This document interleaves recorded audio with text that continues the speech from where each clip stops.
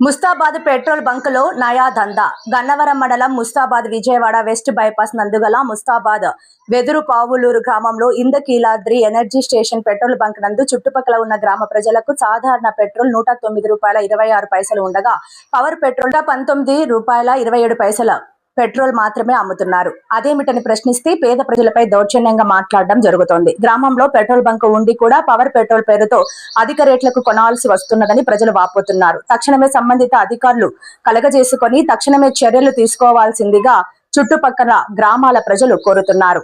ఈ సందర్భంగా ముస్తాబాద్ గ్రామ నివాసితులు కూరేటి రాజేష్ కుమార్ ప్రభుత్వానికి విజ్ఞప్తి చేస్తున్నారు.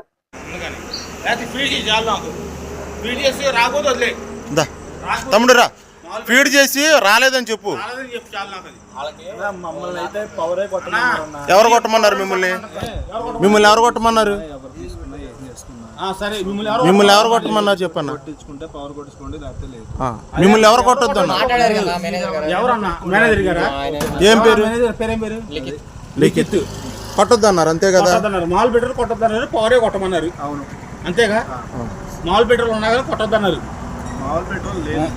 లేకపోతే ఒకసారి రా ఒకసారి ఫీడ్ చేయడం